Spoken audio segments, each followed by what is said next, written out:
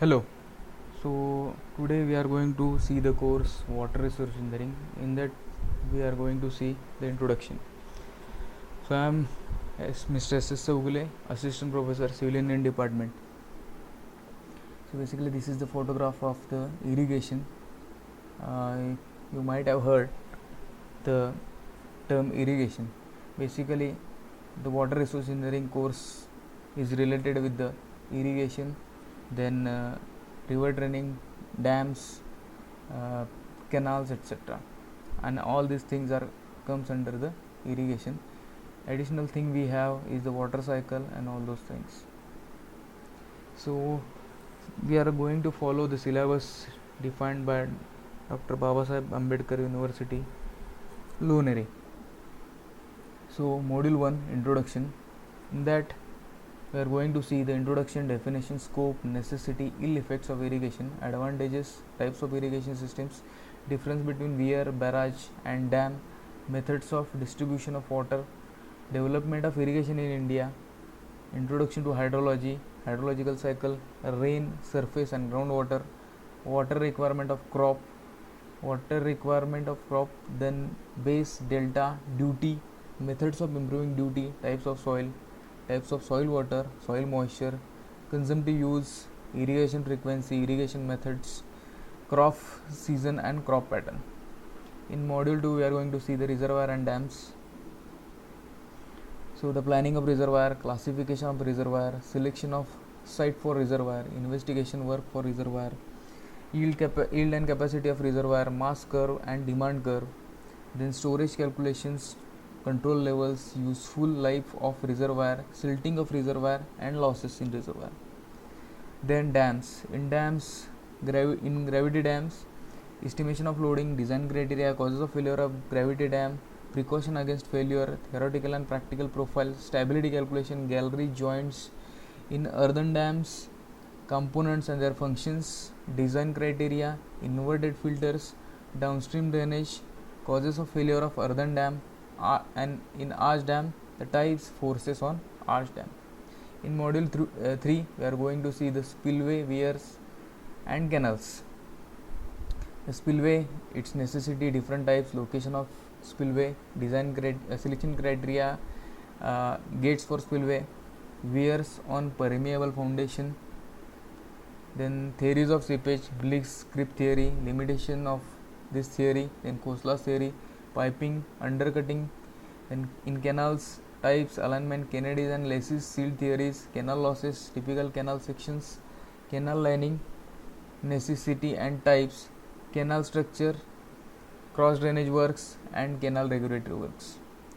Then in next module, that is lift irrigation.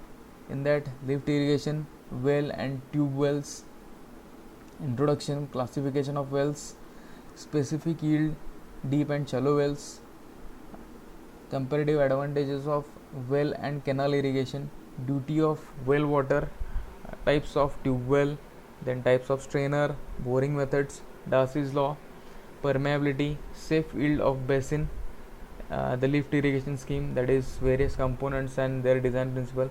Here we are going to see the only concepts. Then in module 5, that is hydrology.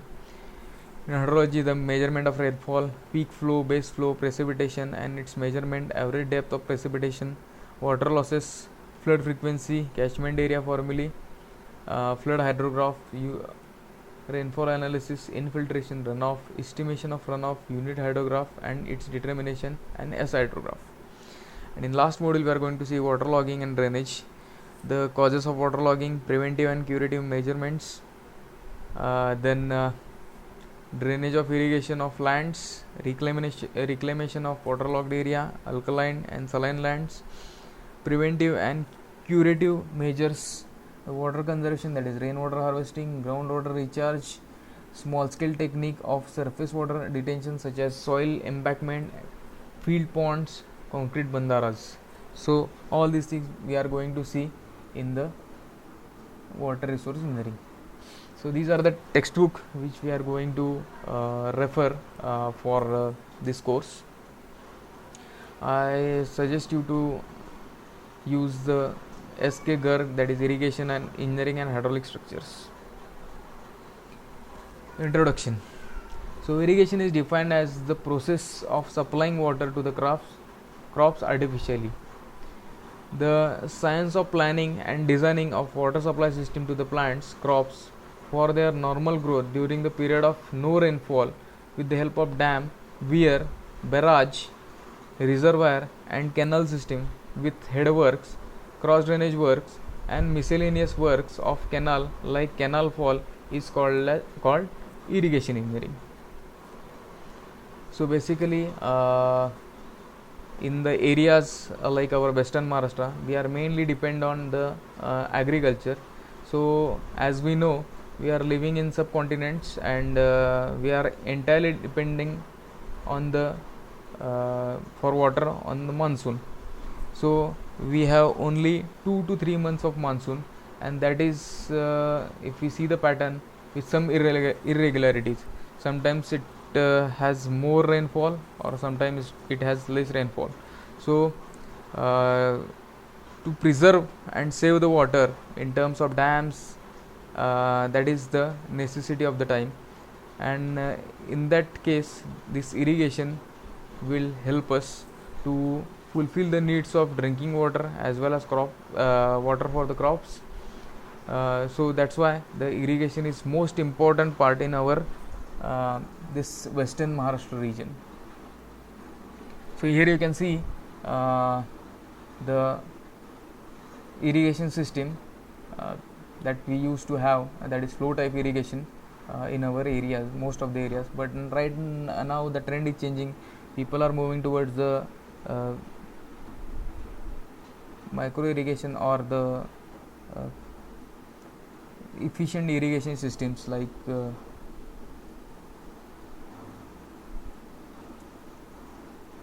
artificial irrigations, etc.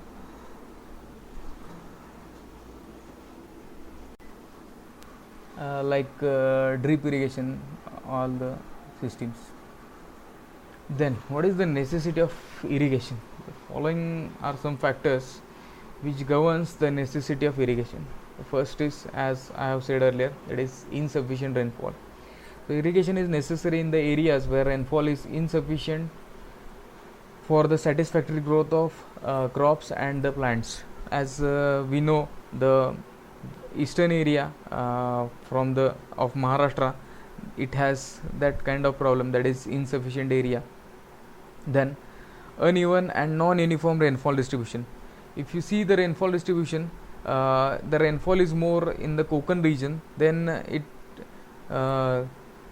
becomes a less in the as we move to the eastern side or the central of the India. So there is a uneven rainfall.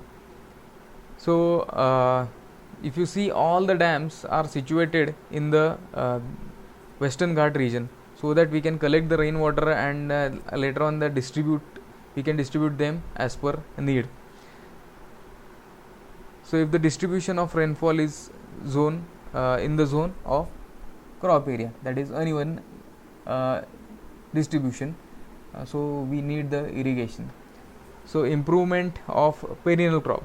Some of the perennial crops require water throughout the year, but rainfall is not uniform in all season of the year. These crops cannot be produced perennially without the water in all season. So for the growth and the production of the perennial crop, the irrigation is necessary. So as we know, we have main crop here is the sugarcane, and it requires lot of water. So these kind of for these kind of crops we need the irrigation system. Next is the development of deserted area. In dry and desert area can be converted into beautiful cropland if the irrigation water can be supplied as per need. As we know, the Tembu Yojana, then Takari, then Maheshwar Yojana. So a lot of land has been come under the crop, and that area has been increased. We are going to see later on in this presentation. So this is the drought situation, and because of which we need the irrigation in most of the areas. This picture is taken from the DNA India. Now the benefits of irrigation. So following are the benefits, that is yield of crop. Yield of crop can be increased by irrigation even in the period of low rainfall. Then optimum benefits, optimum use of water is possible by irrigation to obtain maximum output, that is we can store the water and we can use it as per our requirement. Then elimination of mixed cropping, the areas where irrigation is not assured, mixed cropping is adopted, that is crops have been mixed and different crops are sowed together in the same field, but it is not desirable at different amount of water and field condition are required for the different crops, so farmers are not benefited. So if the irrigation water is assured, the mixed crop may be eliminated and single superior crop may be grown to get the maximum benefits and prosperity to the farmers. If irrigation water is assured throughout the year, farmers can grow 2 or more crops in a year, which add to their prosperity. Then source of revenue, when the water tax is taken from the farmers for supplying water, it adds to the revenue of the country. Then hydroelectric power generation, as we know there are so many dams, that is like Radhanagari, Koyna, which help us to generate the hydroelectric power. So reservoir from the irrigation from which irrigation water is supplied may be used for the generation of power. Besides, the canal in the field have some canal falls or drops in which the mini hydro projects may be installed. So as we know the examples like Koyna, then Radhanagari, where you used to generate the power. Then water supply, irrigation water may be used as a source of domestic and industrial water supply, and that is the practice followed in our western Maharashtra region. Then general communication, the inspection road beside the canal bank may serve as a communication link in the remote village areas. Then navigation, if the irrigation canal are big and deep, they may used as the navigational waterways. As we can see in backwaters of Kerala, they are using it for the navigation, so that can be used if they are deep. Then the aesthetic view, the new man-made lake, if preserved carefully, may increase the aesthetic view of the surrounding. As we know there are so many places near the backwater of so many dams, which is now proving to as a new destination for the travelers. So there is a job, it provides a job for the locals, so it becomes their earning source. Development of fishery, reserve and canal may be utilized for development of fishery. Tree plantation, tree can be grow along the bank of canal, which increase the wealth from the timber and help in control the soil erosion of the bank.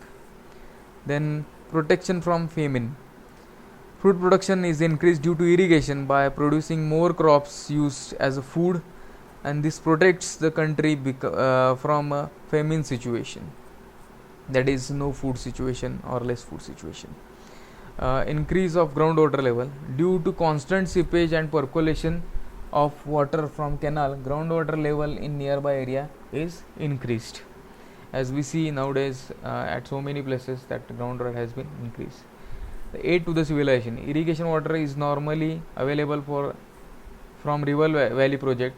Some tribes living near the valley adopt the irrigation as their profession, increase the production, live peacefully, which leads to the general civilization of the country. Then nutrition of population, due to irrigation increased production takes place, and this production improves the nutrition of people. Recreation facilities like parks, restaurant may be developed near the canal banks or reservoir bank. As I have mentioned earlier, there are so many places where these things has been developed. In Ahmedabad, near Sabarmati, in Sabarmati river, they have developed so many places or good places to like parks for the recreation of people. And social and cultural improvement, if increases the cultural and social level of population living nearby canals and reservoirs, tourist interest in the area of newly constructed reservoir may be enhanced. As we have seen, our civilization has been mostly developed near the banks of the rivers or near the seashores because of the availability of water. So if water is available at new places, there will be a new uh, development of the civilization or cities, and it becomes a tourist attraction, uh, so that it will prove to the or give the jobs to local people. In self-sufficiency in food, as we have seen earlier, the irrigation makes the country self-sufficient in food by improving the production. So here you can see the development of the coast near the Sabarmati river. This is the coast of Sabarmati river, and it is the picture from Ahmedabad. You can see the park has been developed near the Sabarmati river, and people are enjoying the views. Even that boating facility and all those things are there. So it becomes a source of earning money for so many people. Even the vendors, food vendors, these boat owners, they have the source of earning. So here you can see the cases in the Western Maharashtra. These are the paper cuttings from local papers. So these are two schemes, that is Mahesha Yojana and Takari Yojana. So here you can see how much the land has been cultivated by using these kind of schemes. Even you can see how much money or resources has been generated by using this money. So you can see the cuttings for in Mahesha Yojana. Here you can see the near about 15,000 hectare land has been came under the irrigation and the crop under cultivation. And in Takari, I think around 10,000 hectare land has been cultivated. So now the ill effects of the irrigation. Besides benefits, there are some ill effects of irrigation too. However, the benefits are more than the ill effect. So first is the effect of rising water table. In unlined irrigation canal, where lining hasn't been done, the excessive seepage of water through bed and side take place that raises the water table of surrounding area.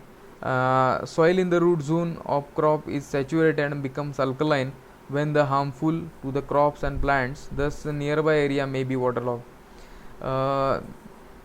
Actually, particularly in monsoon, we have seen these kind of phenomena where water used to stand in the land, and that land becomes alkaline. So those areas may be waterlogged and that land become alkaline and unusable for the crops. Then damp climate. The temperature of command area of irrigation projects may be lowered and damp climate prevails, which adversely affect to the health of the community living in the area. So that is another effect. Then breeding places of mosquitoes. We know where that water stands, obviously the breeding of mosquito has been taken place. So due to excess application of water, seepage, leakage through canal, the marshy land may be formed and leading to the breeding place of mosquitoes, which is again the source of so many diseases. Then loss of valuable land. The valuable land may be submerged due to construction of reservoir by dam, weir and barrages. As we know, there are so many dams like Koyna Dam.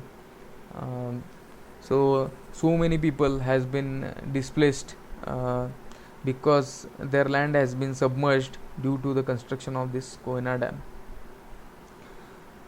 Then return of revenue. The irrigation projects are complex and expensive. If projects fails due to absence of regular maintenance, return of revenue to the government becomes low compared to its costs of construction, and maintenance cost of is quite high for normal function of the projects. As we know, there are so many projects still there are pending yet to complete, like we have seen the Maicha Yojana, it is yet to be complete, and so many money has been invested in that particular scheme. So here you can see the cuttings from local paper, that is it has the revenue, pending revenue, and because of which the scheme has to shut down. Then again below you can see the picture of flood because of the storage of water in the dams. So likewise these are the ill effect of the irrigation. So that is all for today. Thank you very much.